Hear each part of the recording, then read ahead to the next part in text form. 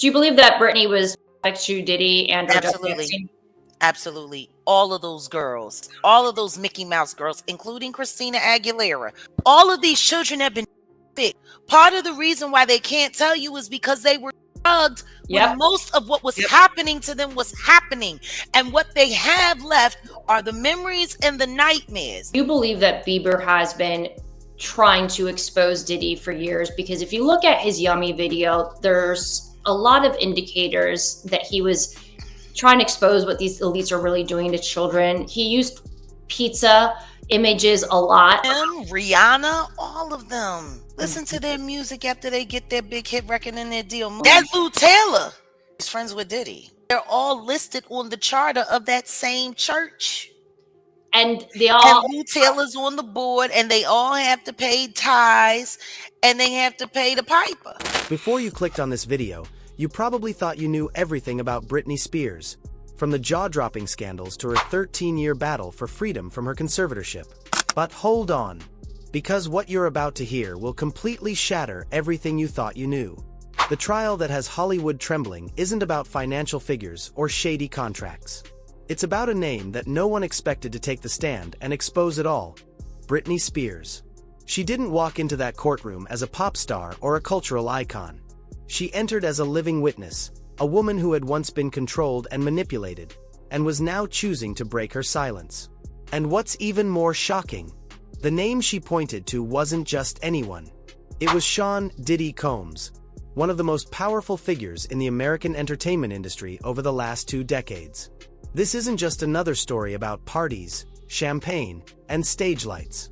This is Britney's first public testimony about a terrifying night before the 2007 VMAs, a night that may have changed her life forever. In this video, we're going to peel back the layers of truth, analyze long-forgotten details, and retrace the series of events that led to the moment when Britney said, "I've been silent my whole life. But not anymore." Are you ready? Because this journey won't be easy to hear. But you won't be able to look away. When the courtroom doors opened, no one inside could have predicted what was coming. No cameras were allowed to record, but those in the room all described the same thing. The air turned heavy, like a storm had just rolled in without a sound. Britney Spears, with her hair softly down and simple makeup, walked in. Not with the glamour of a chart-topping star, but with a strange calmness of someone who had survived a 13-year storm. Her presence was a shock. For weeks, prosecutors had hinted at a surprise witness. But no one, not even the most seasoned journalists, imagined it would be Britney. As she walked toward the stand, everyone in the room, including Diddy's own legal team, looked visibly shaken. Sean Combs, usually confident and commanding, sat frozen, shoulders tensed. He whispered something to his lawyer, but Britney never looked his way. Not once. She sat down, clasped her hands in her lap like she was bracing herself against the waves. Then she lifted her head. Her voice trembled at first, but quickly turned firm, soft, but icy. "I was taught to stay silent my whole life," she said. "But now I choose to speak." A simple sentence, but it carried the weight of thousands of silenced days. And in that moment, no journalist typed, no one coughed. The room held its breath with her. This wasn't a story about a celebrity gone off the rails. This was about a woman who survived a system of control, and was now returning to reveal it all. She wasn't just telling her story. She was unlocking a door everyone had long tried to ignore. Britney's account took us back to a night that's become symbolic of public collapse. The night before the 2007 MTV Video Music Awards. To many, it was the night Britney appeared on stage with vacant eyes, missing steps in what's been called the worst performance in VMA history. But in this testimony, Britney revealed for the first time, that night wasn't just a mistake. It was the result of the night before, a night at Diddy's party, that she now calls a trap. According to Britney, she received an invite to Pure nightclub inside Caesar's Palace in Las Vegas. She was told it would just be a light gathering, some industry friends, a bit of champagne. She almost didn't go because she had a big performance the next day, a comeback the whole world was waiting for. But those around her convinced her it would only be a few hours to unwind, with full security. She trusted them. So she went. Britney described the initial feeling as she entered. Flashing lights, loud music, celebrities everywhere. Cassie among them, celebrating her 21st birthday in the VIP area. At the center of it all was Diddy.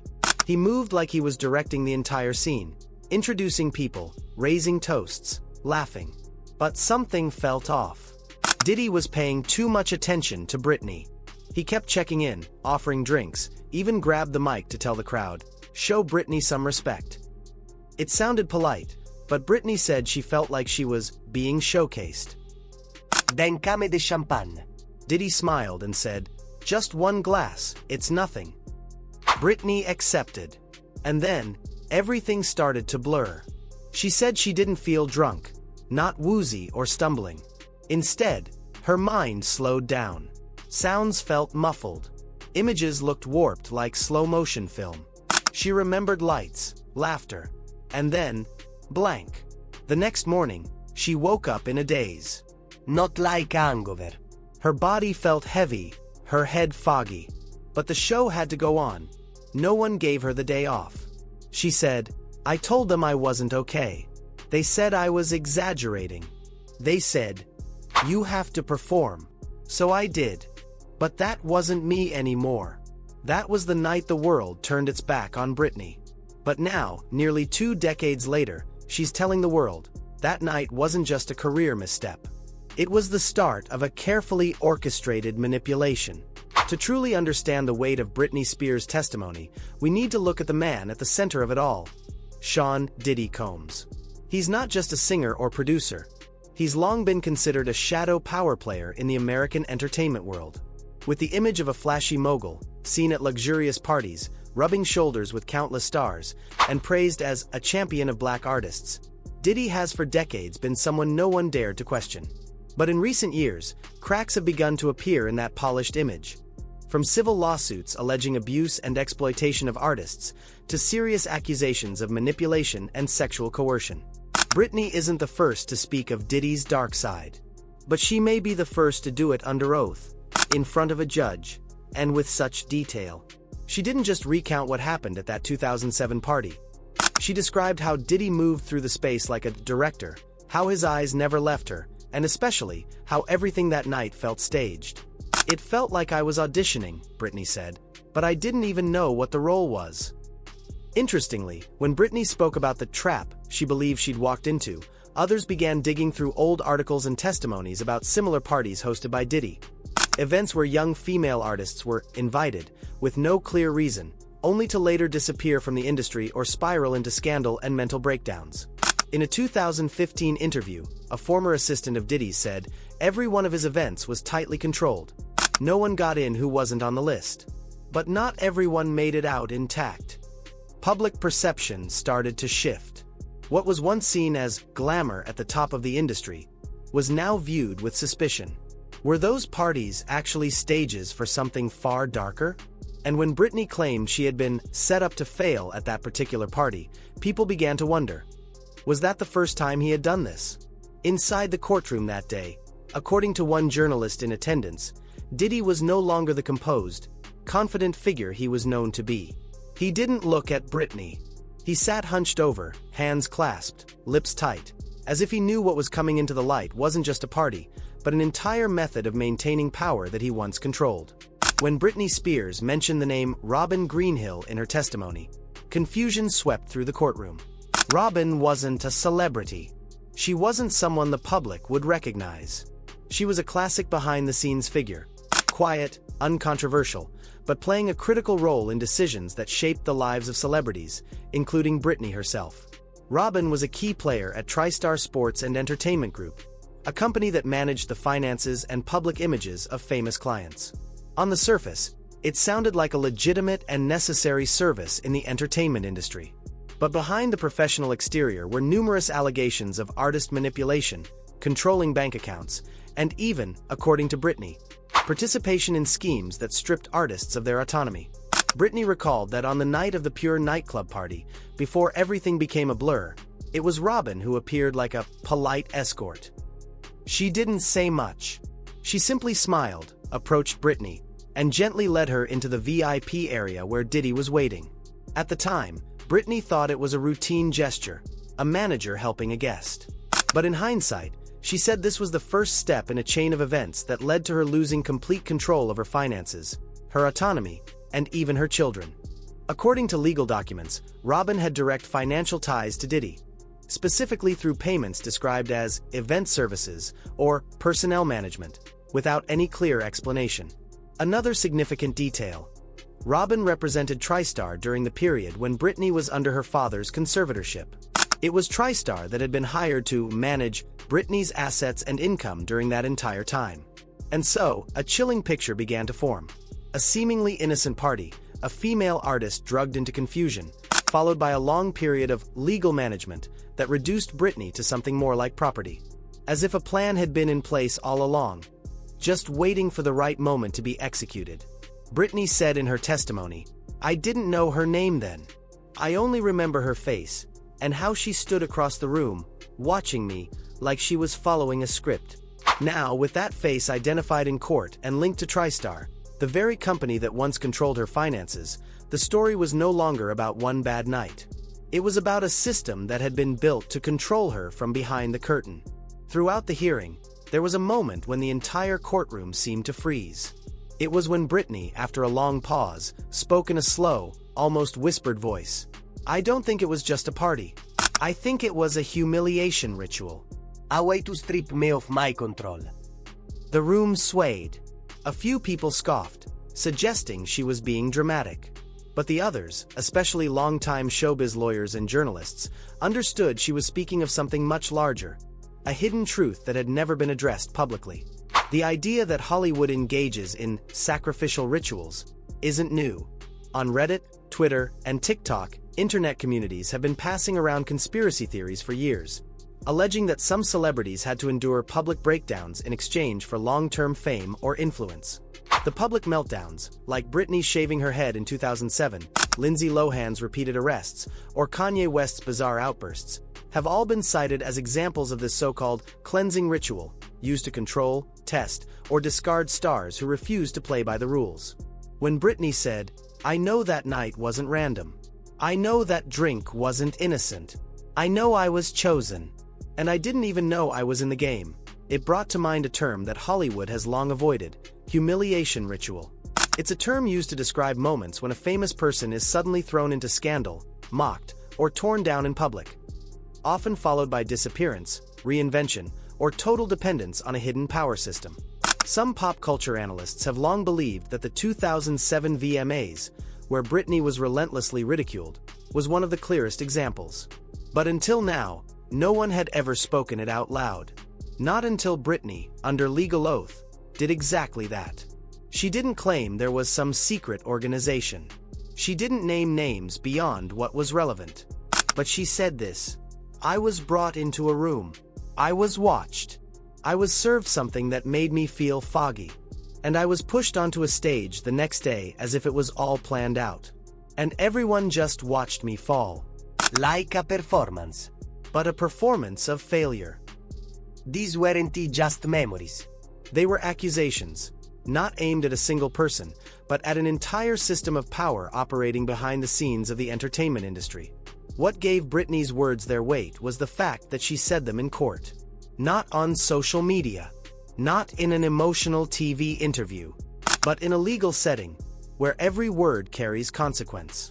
And if what she said is true, then that party wasn't just a painful memory. It was the beginning of a deliberate dismantling of her identity. A process where a woman wasn't given a choice, but was instead forced into submission. As Britney Spears recalled what happened to her at that 2007 party, people couldn't help but wonder, if it happened to someone as high profile as her, if she could be manipulated and broken down in a single night.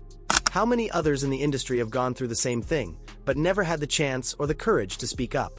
Immediately following Britney's testimony, social media exploded. Not just out of shock, but because of eerie parallels. Names like Lindsay Lohan, Amanda Bynes, Kesha, even Macaulay Culkin began trending. All of them had experienced eerily similar patterns. Glittering parties that ended in scandal, mental health collapses ridiculed by the press, and abrupt disappearances from the spotlight. And they all had one thing in common. They were once promising stars, faces of Hollywood, who seemed to lose control overnight. A 2013 interview clip of Lindsay Lohan was suddenly recirculated. In it, she vaguely alluded to a birthday party she was taken to without really knowing why, only to wake up somewhere else. She didn't name names. She didn't directly accuse anyone. But her eyes in that moment, cloudy, hesitant, made people today watch it in a whole new light. Then there's the case of Kesha, who sued producer Dr. Luke for abuse and control. She too once said she felt like she was being funneled into a machine, where everything, her music, her image, even her emotions, was manufactured. Her legal battle dragged on for years, involving courtrooms, giant media corporations, and numerous moments where she was legally silenced by contractual obligations. What Britney did in this courtroom felt like unlocking a door that had been sealed shut. It wasn't just about freedom for herself. It was a signal to others, other artists who had been isolated by backroom power plays and told to stay quiet to survive. Insiders say Britney naming names like Robin Greenhill, TriStar, and that night in 2007 marked a turning point. A moment that could set a precedent. If a star once silenced like Britney can now speak clearly and directly, maybe others will follow. Not coincidentally, female artist forums began buzzing with personal confessions following the trial. A few indie singers, faces that had flashed briefly in the spotlight before vanishing, started to publicly recount their own stories. Weird invitations, being cornered at industry parties, or conditions we had to agree to for a shot at TV exposure. Britney's story forced audiences to reconsider the entertainment industry's dark spirals not as self-destruction, but as calculated exploitation. These weren't just troubled celebs who ruined their own careers. They were victims of a silent, powerful system. One where what glittered most was often what harmed most. As expected, Diddy remained completely silent. No press statement. No legal rebuttal. But sometimes silence says the most. Because if what Britney claimed was baseless, there'd be no reason for someone as media-savvy as Diddy to let the story spread unchecked. The bigger question now is, who benefited from Britney's silence? She named names, Robin Greenhill, Diddy, TriStar, but behind them exists an entire network. Lawyers, producers, management companies, even media outlets. People who spent over a decade telling a different version of her story. One that the public believed, because they had no access to any other narrative. But now, with this trial, everything's changed. Britney is no longer the pop star in need of saving. She's no longer the helpless victim. She is the storyteller, the keeper of the truth. And by stepping up to tell her truth, she has given other artists something they've long been denied. The right to speak, the right to question, and the right to be protected. No one knows what's going to happen next. Will more artists come forward? Will Diddy face criminal charges? Will TriStar lose its multi-million-dollar contracts? But one thing is certain. After this trial, Hollywood will never be the same again. And the public, the very people who mocked Britney in 2007 for that disastrous performance, now have to confront a chilling possibility. They may have applauded a breakdown that was staged all along. And the question that looms even larger is this. Who profited from Britney's silence? She named names, Robin Greenhill, Diddy, TriStar, but behind them is a whole ecosystem. Attorneys, producers, management firms, and even segments of the media. These were the people who, for more than a decade, helped craft and maintain an alternate version of her story. A version that the public accepted as truth, because it was the only version they were ever shown. Now, with this trial, everything is different. Britney is no longer someone who needs to be rescued. She's no longer a powerless victim. She is the narrator, the one holding the truth. And by choosing to share her story, she's handed something invaluable to every other artist who's ever been silenced. Permission to speak, permission to question, and the fundamental right to be protected. No one can say for sure what comes next. Will more artists step forward? Will Diddy face criminal prosecution? Will TriStar $1 million contracts survive the fallout? These questions hang in the air, unanswered. But one thing is clear. After this moment, Hollywood will never return to what it once was. And the public, the same people who criticized and ridiculed Britney back in 2007 for what was called the worst performance of her career, now face an uncomfortable truth. Maybe, just maybe, they once clapped for a downfall that was scripted from the very beginning.